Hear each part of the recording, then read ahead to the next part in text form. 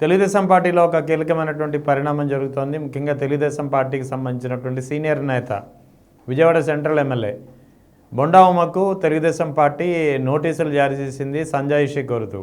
అది కూడా ముద్రగడ సంస్మరణ సభలో పాల్గొని మాట్లాడినటువంటి వ్యాఖ్యలు, దీనికి సంబంధించి వివరణ కోరుతూ.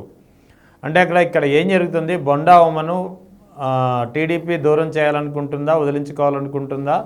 ఒకవేళ అదే జరిగితే బొండా ఉమ ఇచ్చినటువంటి స్ట్రాంగ్ కౌంటర్ ఏదైతే జ్యోతిర్ నెహ్రూ తర్వాత వంగవీటి రాధా కూడా ముద్రగడ సంస్మరణ సభలో రాజమండ్రిలో జరిగితే పాల్గొన్నారు కదా, మరి వారి నుంచి వివరణ ఎందుకు కోరలేదు, నా నుంచి ఎందుకు వివరణ కోరుతున్నారంటూ ఆయన ఇచ్చినటువంటి కౌంటర్.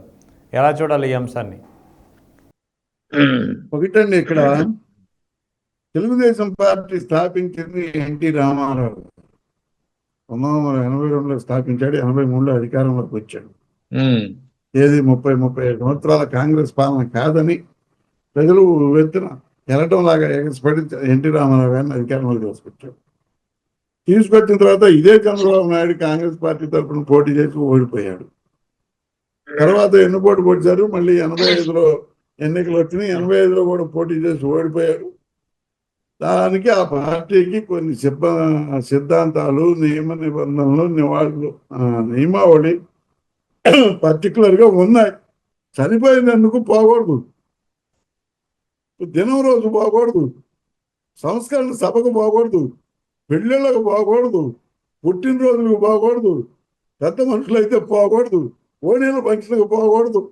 ఇవన్నీ చంద్రబాబు నాయుడు తెలుగుదేశం పార్టీలో కొత్త నియమ నిబంధనలు పెట్టుకున్నాడు. పెట్టుకొని నిన్న అసలు ఎవరండి ముద్రగడ పద్మనాభం? ఎవరు ముద్రగడ పద్మనాభం? జనతా పార్టీ వ్యక్తి ఫస్ట్గా, వాళ్ళ ఫాదరు, తర్వాత ఆయన. అక్కడి నుంచి తెలుగుదేశం ఎన్టీ రామారావు గారి మాటలకి, ఎన్టీ రామారావు గారి పనులకి ఆకర్షితులై తెలుగుదేశంలో చేరాడు. తెలుగుదేశంలో మంత్రిగా కూడా చేశాడు.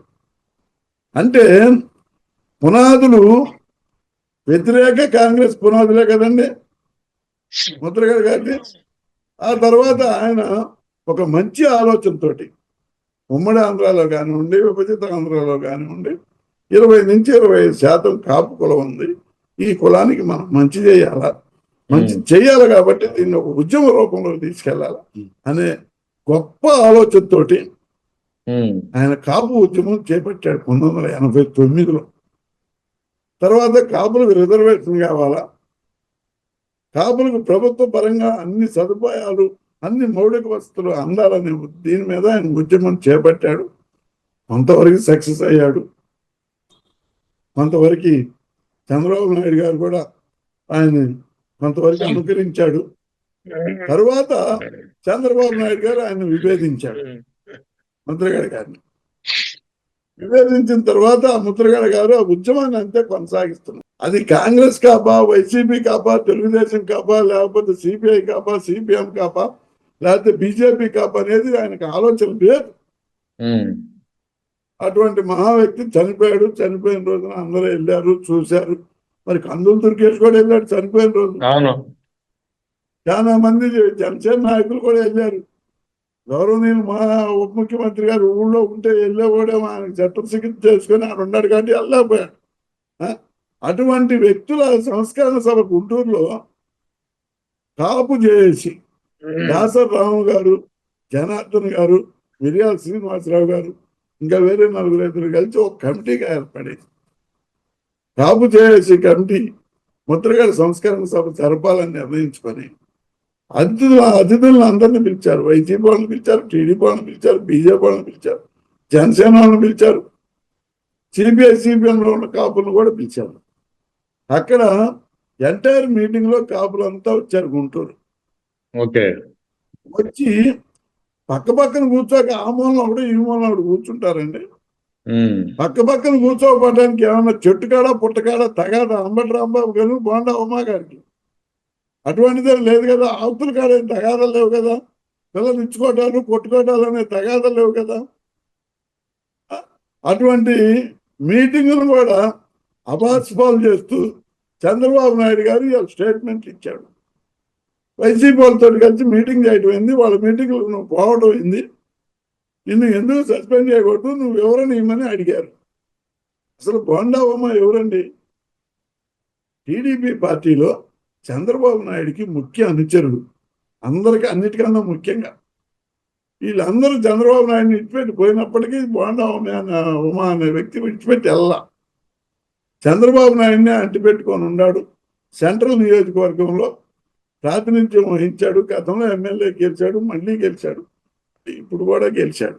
పార్టీకి ఒక వెన్నుదన్నుగా ఉండి మా మాచర్లో కూడా పాపం కొట్టించుకున్నటువంటి పరిస్థితి ఆయన.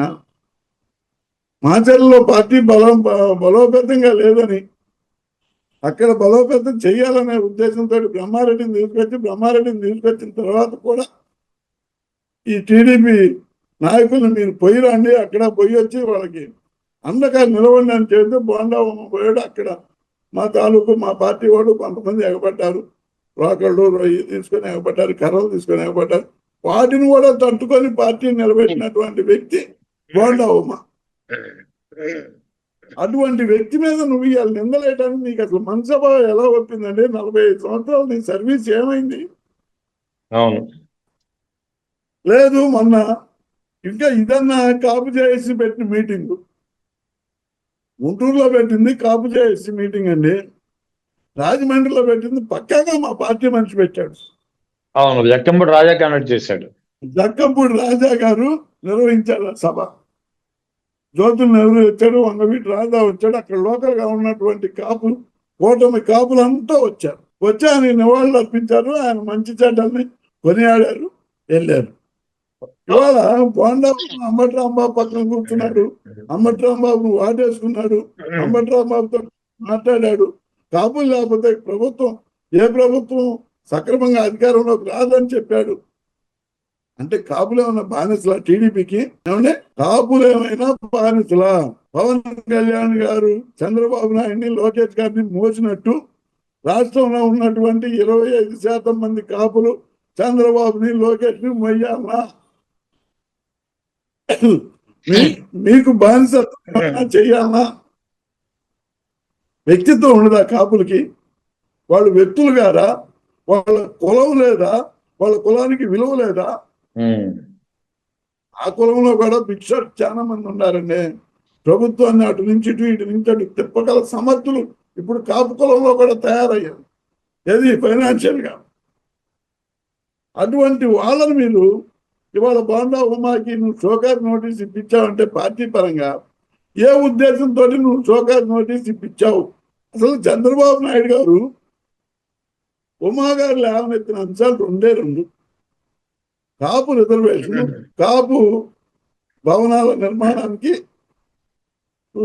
నిధులు రిలీజ్ చేయడం, ఈ 2 విషయాలు ఎత్తాయండి. ఆ 2 విషయాల్లో తప్పే ఉంది. ఆ 2 విషయాల్లో కాపు ఇప్పుడు బోండా ఉమాని పిలిచి ఏమయ్యా నువ్వు అట్లా అడిగావు, దానికి మరి రిలీజ్ చేసాము, ఇంత రిలీజ్ చేయాలా, లేకపోతే భవిష్యత్తులో చేస్తాము అని చెప్పాలా, లేకపోతే స్టేట్మెంట్ ఇవ్వాలా నువ్వు? అంతేగాని నువ్వు అక్కడ పోయి ఈ మాట అడగటం తప్పంటే అంటే ఓవరాల్ గా కదండి.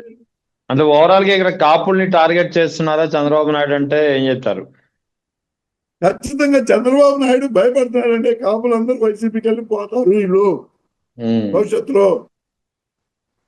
మన పట్ల మనకి వెళ్ళి మనకి అనుకూలంగా లేరు. ఈవెన్ పవన్ కళ్యాణ్ గారు చెప్పినా కూడా ఇదే పరిస్థితి లేదు. కాపులకి రాజశేఖర రెడ్డి ఉన్నప్పటి నుంచి, తర్వాత జగన్మోహన్ రెడ్డి గారు అధికారంలో ఉన్నప్పటి నుంచి వాళ్ళకు ప్రాధాన్యత ఇచ్చాడు. రాజశేఖర రెడ్డి గారు 6 మంత్రులకు ఇచ్చాడు. జగన్మోహన్ రెడ్డి గారు కూడా 6 ఇచ్చాడు. వాళ్ళకి ఎప్పుడు మొదటి నుంచి ఆ 2 పార్టీలు విలువిచ్చినాయి. ఆ కుటుంబం విలువిచ్చింది. మొదటి నుంచి వంగవీటి రాధాతో కానివ్వండి, ముద్రగడ గారితో కానివ్వండి, బొత్స సత్యనారాయణ గారితో కానివ్వండి, చనువుగా ఉంటూ వాళ్ళకి కావాల్సిన కులానికి కావాల్సినటువంటి మౌలిక వసతులన్నీ సమకూర్చుకున్నారు. వైసీపీ గవర్నమెంట్ లో కాపు మహిళలకు చేయూతలు ఇచ్చారు. కాపు భవనాలకు నిధులు రిలీజ్ చేశారు. కాపు సంఘానికి దాదాపు 3,000 కోట్లు నిధులు సమకూర్చారు కాపు కార్పొరేషన్కి. ఇవాళ అదేగా ఉమా అడిగితే అది తప్ప, దానికి నువ్వు షోకాజ్ నోటీసా? నీ ప్రభుత్వం చెయ్యకపోగా అంటే కాపులు వెళ్తారనే భయంతో ఆ ఫ్రస్ట్రేషన్ లో చంద్రబాబు నాయుడు గారు ఏది పడితే అది చేశారు, ఏది పడితే అది మాట్లాడారు. ఇవాళ కాపులు అందరూ ఆలోచిస్తున్నారు. అంటే మన కులపోడు గురించి మన కులపోళ్ళు ఎవరు మాట్లాడకూడదా? మనం తెలుగుదేశం పార్టీకి బానిసలుగా బతకాలనా? 25% ఉన్నటువంటి కాపులు తెలుగుదేశానికి బానిసలా? సంస్కరణ సభలకు పోకూడదా? పెళ్లిళ్ళకు పోకూడదా? జనాలకు పోకూడదా? చనిపోతే వెళ్ళకూడదా? టీడీపీ మేనిఫెస్టోలో ఏమన్నా రాశారా? లేకపోతే చంద్రబాబు టీడీపీ నియమావళిలో ఏమన్నా పెట్టి మనకు ముందే చెప్పారా అనేది ఇలా కాపు యావత్తు రాష్ట్రంలో ఉన్నటువంటి యావత్తు కాపు కుటుంబాల్లో నిన్న చంద్రబాబు నాయుడు గారు చేసిన పనికి ప్రతి ఒక్కళ్ళు ఆలోచనలో పడ్డారు. రైట్. ఎందుకు ఈ భయం? అంటే పవన్ కళ్యాణ్ కాపు కాదా? పవన్ కళ్యాణ్ పెద్దగా ఉన్నప్పుడు కాపులందరూ ఉండరా? ఇట్లాంటి చిన్న చిన్న వాళ్ళని నీ పార్టీలో నీకు సీనియర్ నాయకుడు, నీకు అనుకూలుడు, నీకు పూర్తి స్థాయి అనుచరుడు బోండా ఉమా, నీకు ఉన్నటువంటి 10 మంది అనుచరుల్లో బోండా ఉమా ఒకటండి, అంతరంగిక అనుచరుల్లో. అటువంటి వ్యక్తిని నువ్వు అవమానిస్తే నిన్ను నువ్వు అవమానించుకున్నట్టు. ఇంత రాజకీయ అనుభవం ఉన్న నువ్వు వాళ్ళని కులాల పేరెత్తి మీరు పోవడానికి వీల్లేదు, మీకు మాకు బానిసలుగానే ఉండాల్సిందని మాట్లాడడం ఎంతవరకు సమంజసం అండి చంద్రబాబు నాయుడు గారు? రైట్.